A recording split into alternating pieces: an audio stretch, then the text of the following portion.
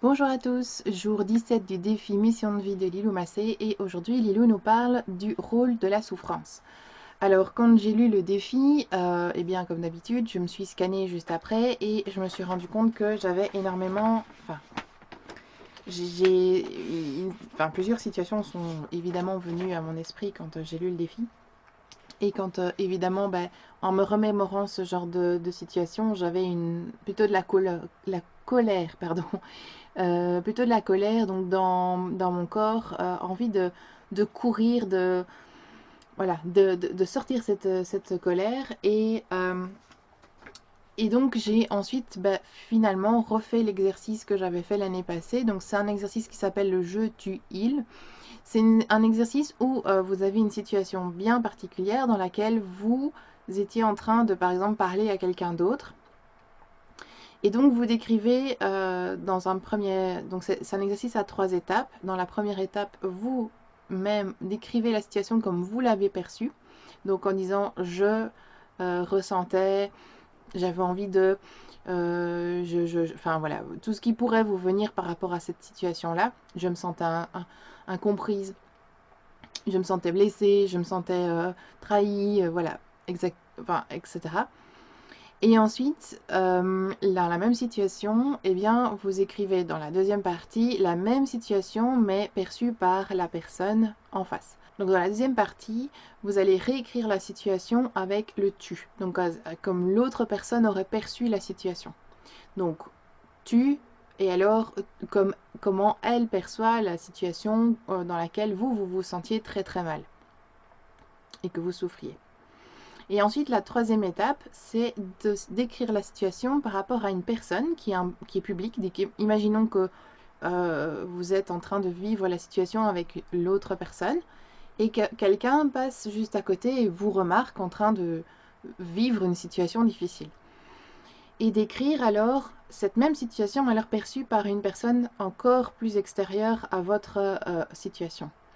Et là, vous verrez que déjà le fait de faire cet exercice, donc vous décrivez la situation, l'autre en face décrit la situation comme il le percevrait, donc comme vous imaginez qu'il le perçoit, et vous imaginez une personne extérieure qui passe en public et qui pourrait alors émettre aussi son avis sur la situation, de qu'est-ce qu'il remarque, qu'est-ce qu'il voit, qu'est-ce que lui ressent peut-être aussi quand il voit cette situation-là. Généralement, ça permet de prendre énormément de recul sur certaines situations. Ça permet aussi de voir les choses moins de manière ciblée, comme moi je vois, et donc potentiellement on pourrait se dire c'est moi qui ai raison. Parfois, le fait de justement changer de point de vue permet d'ouvrir aussi l'esprit et de se dire finalement il y a peut-être quelque chose à comprendre de manière générale sur la situation. Et alors moi ce que j'ai en plus exploré par rapport à l'art journaling, c'est que j'ai travaillé donc cet exercice-là dans une forme symbolique. C'est-à-dire qu'en fait, parce que je l'avais déjà exploré l'année passée, je sais que c'est vrai, je sais que ça me fait grandir de changer de point de vue et de faire cet exercice-là souvent dans certaines situations de ma vie. Et donc, j'ai travaillé sur la forme symbole du cœur. Donc, voici la création. Donc, qu'est-ce que j'ai fait? J'ai fait une... Donc là, vous le voyez peut-être peut-être, non, plus beaucoup en fait. Mais bref, vous voyez encore peut-être ici au-dessus certaines écritures. Donc en fait, j'ai fait quoi? J'ai découpé 3 cœurs.